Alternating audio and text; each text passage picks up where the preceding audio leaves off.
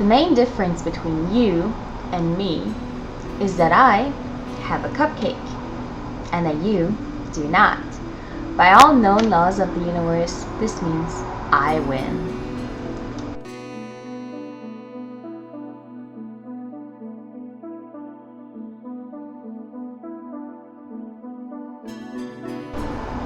What's up, everybody? I hope you had a great Mother's Day and also in general are having an amazing month of May. At this point, a lot of you have probably noticed that the dreaded summer lull is coming up. The point in the game where content is sparse and outside activities start swallowing guilt's whole.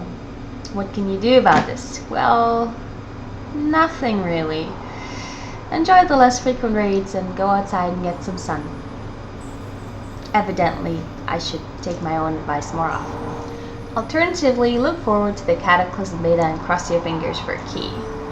If you're not lucky enough to get one, you can still count on us here in Tank Spot to provide you with lots of beta content info. We'll likely be making a lot of movies about zones, instances, quest chains, and whatever else you can think of. Hopefully that'll make your summer a little more interesting. Also, in other news, if you haven't heard already, Tank Spot has officially joined the ZAM network. What that means for you is that our videos will also be available on wowhead.com from now on in addition to YouTube, and a lot of raid info will be linked for your browsing convenience. In addition to that, we'll also have a lot more and better news content going up on our front page, including the BFF report. And on to the main topic for today. It's going to be priest healing rotations. I know a lot of you have requested info on this, but this one's really gonna be a toughie to sum up. The problem with healing rotations is that there isn't one.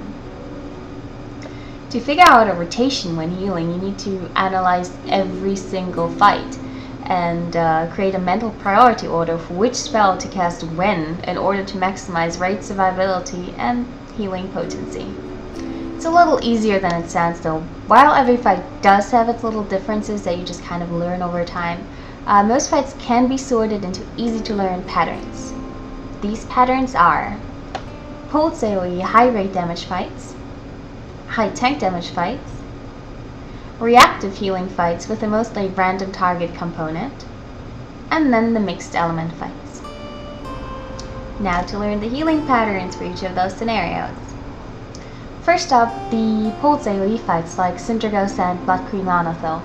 The inherent characteristic of these fights is that there is consistent raid wipe damage going out throughout the whole encounter. To maximize your throughput and the raid survivability as a Holy Priest, you want to prioritize these 3 spells: Prayer of Mending, Circle of Healing, and Renew. Keep Prayer of Mending and Circle of Healing on cooldown and fill the remainder of the time with Renews. If someone dips especially low and you have a Search of Light up, feel free to use it, of course. And you should also plan your usage of Divine Hymn ahead of time, because usually in every fight there's a perfect time where everybody just takes a whole lot of damage and you just want to hit that button. But really, that's it for your fights as a Holy Priest. As a Disc Priest, you still want to use Prayer Mending on cooldown, and you want to keep in mind Divine Hymn, but the rest of the time you kind of just spam Powered Shield. If somebody dips especially low, use Penance. And yeah, really, that's it. For high tank damage fights, even as a raid healer, you probably want to keep a pretty close eye on your tanks. These fights include Lord Marigar, Deathbringer Sourfang, and of course the Lich King. Most high tank damage fights are multi-phase fights that actually alternate with high raid damage. You can use this fact to your advantage. Yay! Take Lord Marigar for instance. If you're holy, help out with tank healing in his stationary phase with Renews and Flash Shields, and then about 10 seconds before Bone Storm is coming up, just start tossing Renews on everybody and switch over to raid healing. Knowing the fight that you're dealing with and also being aware of how and when it changes will make you a better healer. Same goes for Disc Priest. Penance and shield tanks until the AoE portion of the fight gets close, then shield as many people as you possibly can. Unless of course you have an assignment to never ever ever stop healing the tanks, then don't stray from it. Unless you're 100% certain that the tanks are going to be fine. If you're just tank healer, shield and penance on cooldown and fill the remainder of the time with flash shields. Dropping some shields on the raid can be a good idea since it triggers borrowed time, and if you're smart about it, you can even get some extra mana back with Rapture. Reactive healing fights are medium damage fights with high damage spikes on random targets, such as Rotface, Sourfang, and Blood Princess. In those fights, you can't predict who's going to get the debuff, so your only choice is to heal reactively instead of preemptively. Obviously, make sure that you have good raid frames so you can always see who gets the debuff immediately and can heal them up as fast as possible. Also, obviously, fast reaction time matters. How to react in those cases depends on the scenario. If you're doing Deathbringer Sourfang, for instance, and you and somebody else have received a mark, rejoice, for Binding Heal is going to see the light of day for once. If you're assigned to heal a certain mark but you do not have one yourself, Flash Heal is gonna be your tool of choice. If you're a Disc Priest, also rejoice because shields are freaking overpowered. In general, quick targeted big heals are going to be the best tool for temporary high damage debuffs. Mixed element fights such as Putricide and Lich King will take some fiddling to get best rotation. Putricide is mainly a pulse AoE fight, but you also want to pay special attention to people receiving a slime debuff, unless you know for sure that another healer has it covered. It may cost you a couple points on the healing meters, but your raid is actually gonna live.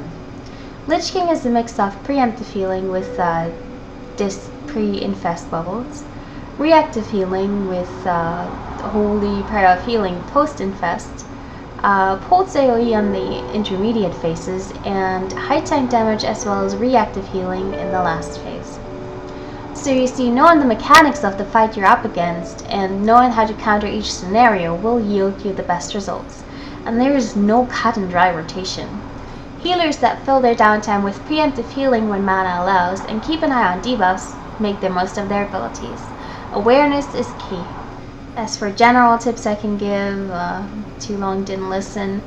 As a Holy Priest, it's probably a good idea to use Prayer of Mending and Circle of Healing as much as possible. And as a Disc Priest, Penance and Prayer of Mending and Flash Heal are good options when you're not busy shielding people. Other than that, rotations come with experience and may differ slightly depending on your healing team. And that's all I got for today. Enjoy the hopefully nice spring weather and don't let exams bug you too much. Bye.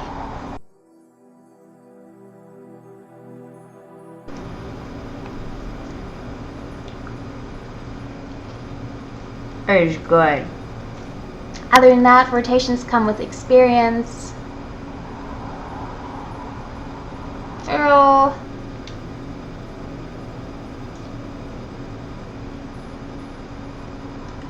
It's calling my name.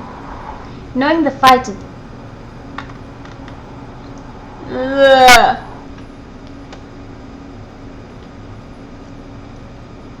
Oops.